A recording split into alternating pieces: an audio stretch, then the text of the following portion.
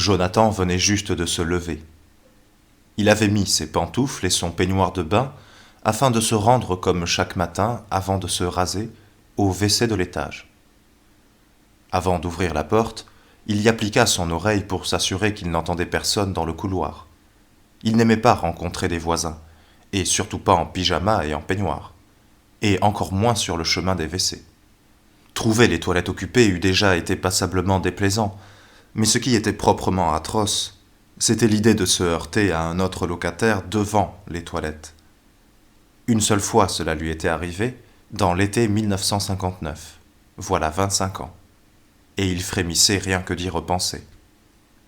Cette frayeur simultanée à la vue de l'autre, cette perte simultanée de l'anonymat dans une entreprise qui précisément exigeait l'anonymat, cette façon simultanée de battre en retraite et d'avancer à nouveau, ce bredouillement simultané de politesse, je vous en prie, après vous, mais non, après vous, monsieur, j'ai tout le temps, non, vous d'abord, j'insiste, et tout cela en pyjama.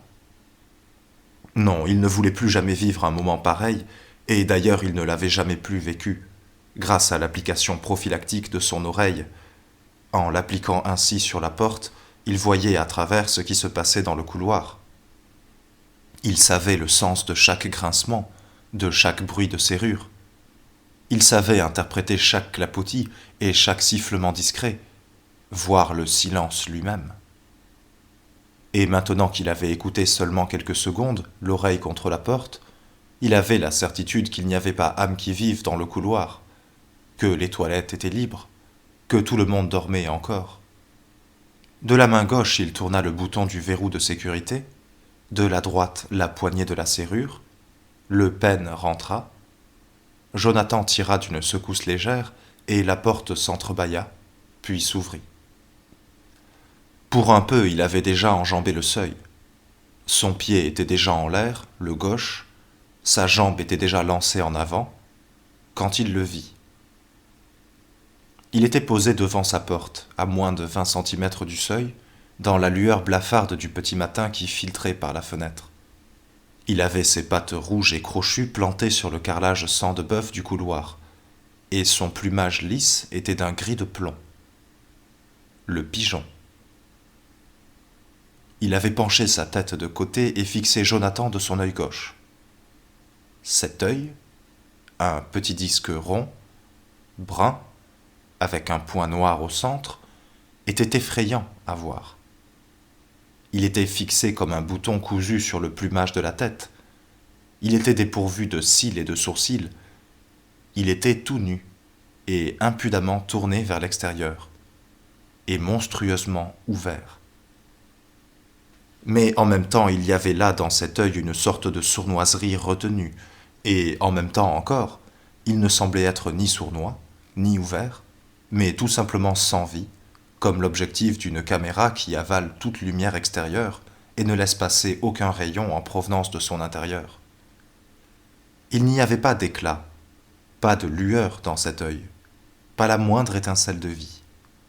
C'était un œil sans regard, et il fixait Jonathan. Une frayeur mortelle. C'est sans doute ainsi qu'après coup il aurait décrit ce moment. Mais ce n'eût pas été juste, car la frayeur ne vint que plus tard. C'était bien plutôt une mortelle stupéfaction. Pendant peut-être 5, peut-être 10 secondes, il lui parut à lui que c'était pour toujours, il resta figé, la main sur la poignée, et le pied levé pour faire son premier pas, sans pouvoir avancer ni reculer. Puis il se produisit un petit mouvement. Ou bien le pigeon prit appui sur son autre patte, ou bien il se rengorgea un petit peu. En tout cas, une brève secousse parcourut son corps, et en même temps, 2 paupières se refermèrent d'un coup sec sur son œil, l'une d'en bas et l'autre d'en haut. Pas vraiment des paupières en fait, mais plutôt des sortes de clapets en caoutchouc qui, comme des lèvres surgies de nulle part, avalèrent l'œil. Pour un moment, il avait disparu. Et c'est là seulement que Jonathan sentit la fulguration de la frayeur. Là que ses cheveux se hérissèrent d'une horreur panique. D'un bond en arrière, il se jeta dans sa chambre et claqua la porte avant que l'œil du pigeon ait eu le temps de se rouvrir.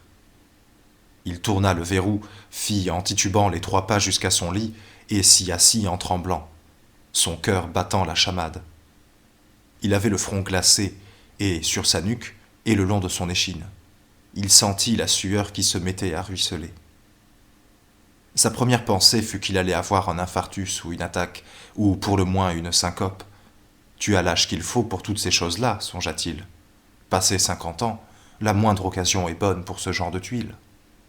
Et il se laissa tomber de côté sur son lit, tira la couverture sur ses épaules frissonnantes et attendit la douleur convulsive, l'élancement dans la poitrine ou dans l'épaule. Il avait lu un jour dans sa petite encyclopédie médicale que tels étaient les symptômes infaillibles de l'infarctus. Ou bien un lent obscurcissement de la conscience. Mais voilà qu'il ne se produisait rien de tel. Les battements du cœur se calmaient, le sang de nouveau irriguait uniformément la tête et les membres, et les signes de paralysie caractéristiques d'une attaque n'apparaissaient pas.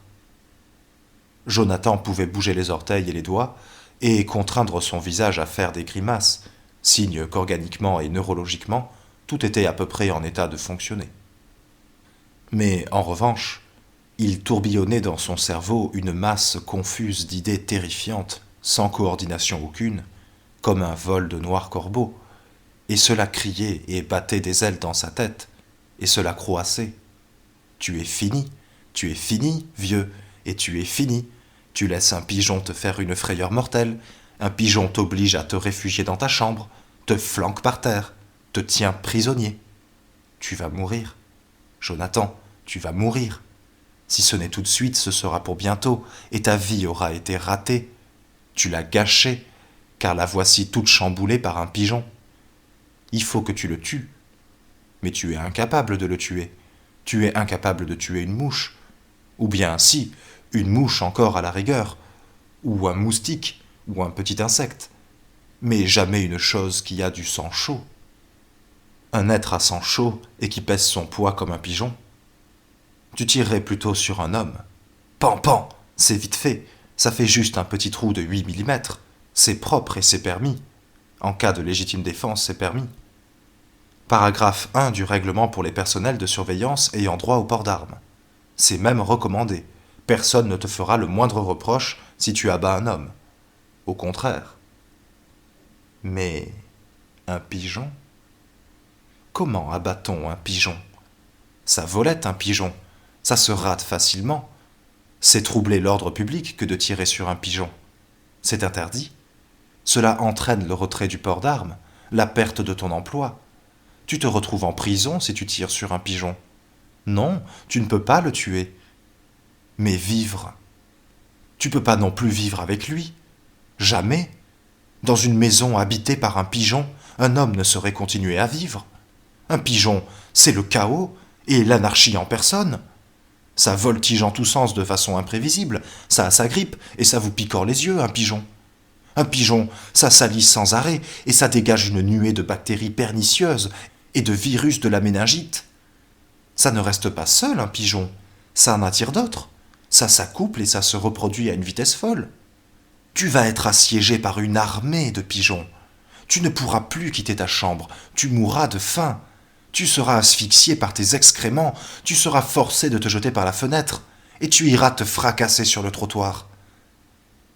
Non. Tu seras trop lâche, tu resteras enfermé dans ta chambre et tu crieras au secours. Tu crieras qu'on appelle les pompiers pour qu'ils viennent avec des échelles et qu'ils te sauvent d'un pigeon.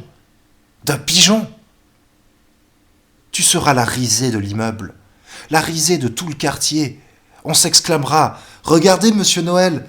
et on te montrera du doigt. « Regardez, Monsieur Noël a besoin qu'on vienne à son secours à cause d'un pigeon !» et on te mettra dans une clinique psychiatrique.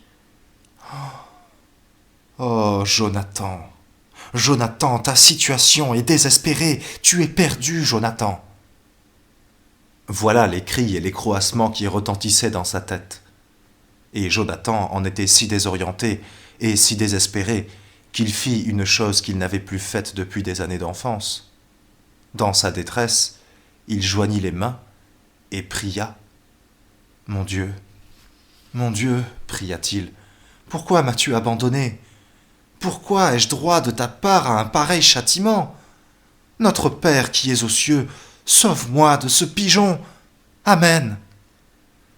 Ce n'était pas, on le voit, une prière en bonne et due forme, c'était plutôt fait de pièces et de morceaux empruntés à ces rudiments d'instruction religieuse, un bredouillis qui les mettait là.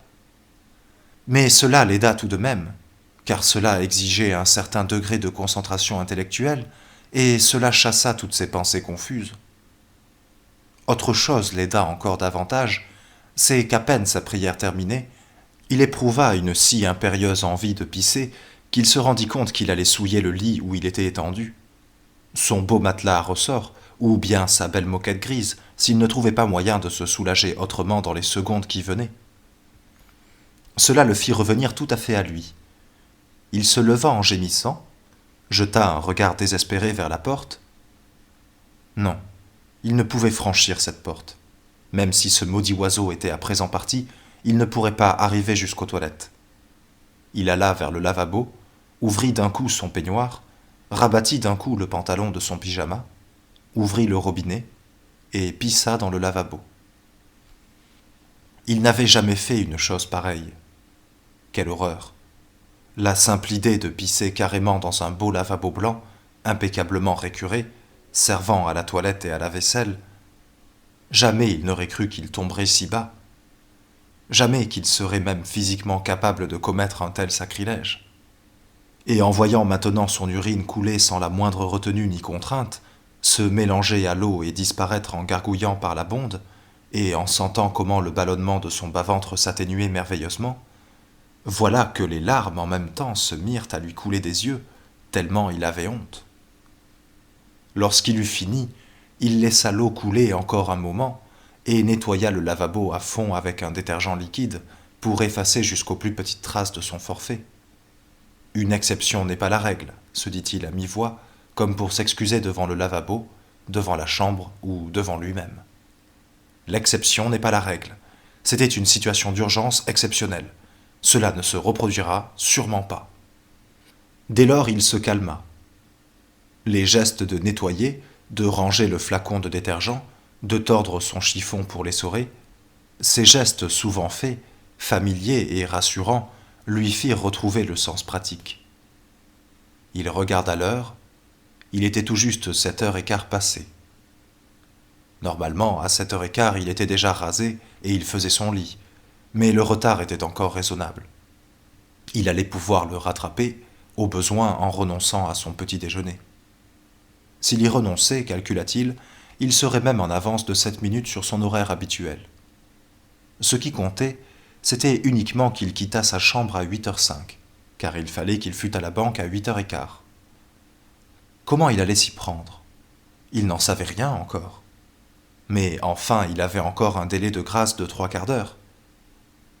C'était beaucoup. 3/4 d'heure, cela faisait beaucoup de temps lorsqu'on venait de voir la mort en face et d'échapper de justesse à un infarctus. Cela faisait 2 fois plus de temps encore lorsqu'on n'était plus soumis à la pression impérieuse d'une vessie pleine. Il résolut donc de se comporter pour l'instant comme si rien ne s'était passé, et de vaquer à ses habituelles occupations du matin. Il fit couler l'eau chaude dans le lavabo et se rasa. Tout en se rasant, il réfléchit sérieusement. « Jonathan Noël, se dit-il, tu as été soldat en Indochine 2 années durant, et tu t'y es tiré de plus d'une situation critique. Si tu rassembles tout ton courage et toute ton ingéniosité, si tu te cuirasses en conséquence, et si tu as de la chance, on peut penser que tu réussiras une sortie hors de cette chambre. Mais la sortie effectuée, que se passera-t-il? Qu'arrivera-t-il si effectivement tu contournes cette affreuse bête devant la porte, si tu atteins sain et sauf la cage de l'escalier, et si tu prends le large? Tu pourras te rendre à ton travail, tu pourras survivre sans encombre à cette journée, mais que feras-tu alors? Où iras-tu ce soir? Où passeras-tu la nuit? Car ce pigeon, s'il réussissait à lui échapper une fois, il ne voulait pas le rencontrer une seconde fois. Il ne voulait à aucun prix vivre sous le même toit que ce pigeon. Pas un seul jour, pas une nuit, pas une heure. C'était pour lui une décision irrévocable. Il fallait donc qu'il se tînt prêt à passer cette nuit dans une pension, et peut-être aussi les nuits suivantes. Cela signifiait qu'il lui fallait emporter de quoi se raser, sa brosse à dents et du linge de rechange. En outre, il avait besoin de son carnet de chèques, et par sécurité aussi de son livret d'épargne.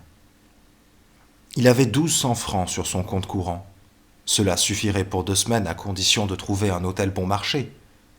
Si alors le pigeon bloquait toujours sa chambre, il faudrait entamer ses économies. Sur son compte d'épargne, il avait 6000 francs. C'était énormément d'argent. De quoi vivre à l'hôtel pendant des mois. Et puis, par-dessus le marché, il touchait son salaire. 3700 francs par mois, impôts déduits. En revanche, il fallait payer à la fin de l'année 8000 francs à Madame Lassalle, le solde du prix de la chambre, de sa chambre, de cette chambre qu'il n'allait plus habiter du tout. Comment expliquer à Madame Lassalle qu'il sollicitait un délai pour ce dernier versement? Il ne pouvait tout de même guère lui dire « Madame, je ne puis vous verser ces derniers 8000 francs parce que j'habite depuis des mois à l'hôtel, du fait que la chambre que je veux vous acheter est bloquée par un pigeon. » Il ne pouvait tout de même guère lui dire cela. Il lui revint alors à l'esprit qu'il possédait encore 5 pièces d'or, 5 Napoléons dont chacun valait bien 600 francs, et qu'il s'était acheté en 1958, pendant la guerre d'Algérie, par peur de l'inflation. Il ne fallait surtout pas qu'il oublie d'emporter ces 5 Napoléons, et il possédait encore un mince bracelet d'or qui lui venait de sa mère, et son poste à transistor, et un stylo à billes en argent très chic que tous les employés de la banque avaient eu comme cadeau de Noël. S'il vendait tous ces trésors, il pourrait, en étant très économe, vivre à l'hôtel jusqu'à la fin de l'année, et verser tout de même ses 8000 francs à Madame Lassalle. À partir du 1er janvier, la situation serait déjà plus favorable, car alors il serait propriétaire de la chambre et n'aurait plus à payer de loyer. Et peut-être que le pigeon ne survivrait pas à l'hiver. Combien de temps cela vivait-il, un pigeon? 2 ans? 3 ans? 10 ans? Et si c'était un vieux pigeon? Peut-être qu'il mourrait dans une semaine. Peut-être qu'il allait mourir dès aujourd'hui. Peut-être qu'il n'était venu que pour mourir. Il avait fini de se raser. Il vida le lavabo, le rinça, le remplit de nouveau, se lava le torse et les pieds, se brossa les dents, vida encore le lavabo et le nettoya avec le chiffon. Puis il fit son lit. Sous l'armoire, il avait une vieille valise en carton où il entreposait son linge sale pour le porter une fois par mois à la laverie. Il alla prendre cette valise, la vida et la posa sur le lit. C'était avec cette valise qu'il avait fait en 1942 le trajet de Charenton à Cavaillon, et qu'il était arrivé à Paris en 1954.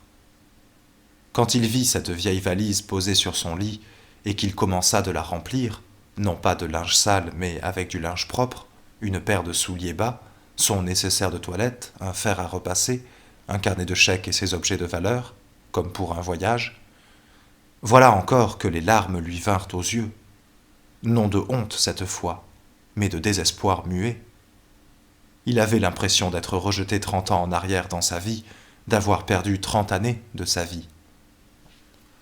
Lorsqu'il eut bouclé sa valise, il était 8h moins un quart. Il s'habilla en commençant par l'uniforme habituel. Pantalon gris, chemise bleue, blouson de cuir, ceinturon de cuir avec l'étui du pistolet, casquette réglementaire grise. Puis il s'équipa pour la rencontre avec le pigeon. Ce qui lui répugnait le plus, c'était l'idée que le pigeon puisse entrer en contact physique avec lui. Que, par exemple, il lui picore les chevilles, ou qu'en s'envolant, il lui effleure de ses ailes les mains ou le cou. Ou bien, pire encore, qu'il se pose sur lui avec ses pattes écartées et crochues. Aussi ne mit-il pas ses souliers bas en cuir fin, mais ses grandes bottes inélégantes avec semelles de peau de mouton, dont d'habitude il ne se servait qu'en janvier ou février. Il enfila son manteau d'hiver, le boutonna du bas jusqu'en haut, s'enroula une écharpe de laine autour du cou jusqu'à se couvrir le menton, et se protégea les mains avec des gants de cuir fourré. Dans sa main droite, il prit son parapluie. Ainsi équipé, à 8h moins 7, il était prêt à tenter sa sortie. Il ôta sa casquette réglementaire et appliqua son oreille contre la porte. On n'entendait rien. Il remit sa casquette, se l'enfonça solidement sur le front, prit sa valise et la posa à portée de main près de la porte. Pour avoir la main droite libre, il accrocha le parapluie à son poignet, puis de la main droite, il saisit le loquet. De la gauche, le bouton du verrou de sécurité, tourna pour faire rentrer le pêne et entrebâillit la porte. Il jeta au dehors un regard inquisiteur. Le pigeon n'était plus devant la porte.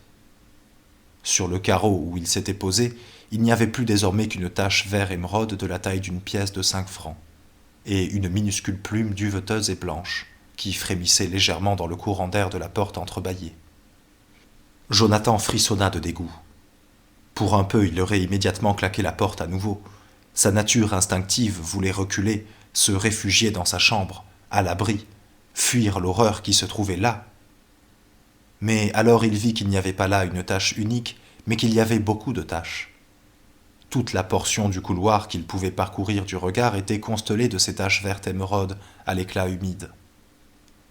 Et il se passa alors cette chose étrange que la multiplicité de ces ignominies, loin d'augmenter le dégoût de Jonathan, accrut au contraire sa détermination à résister. La première tache isolée et la première petite plume l'auraient sans doute fait reculer, et il aurait refermé la porte à jamais. Mais que le pigeon eût manifestement conchié tout le couloir, cette universalité de l'odieux phénomène mobilisa tout son courage. Il ouvrit la porte. Alors il vit le pigeon. Il était posé vers la droite, à une distance d'1,5 mètre, tassé dans un coin tout à l'extrémité du couloir.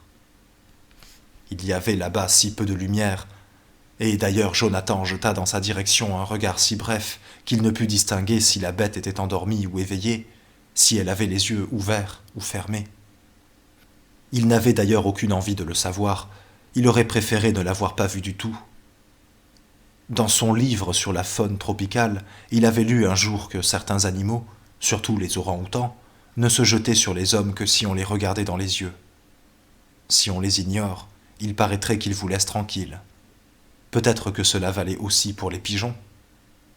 En tout cas, Jonathan décida de faire comme si le pigeon n'existait plus, et au moins de ne pas le regarder. Il poussa lentement sa valise dans le couloir, tout à fait lentement et prudemment, entre les taches vertes.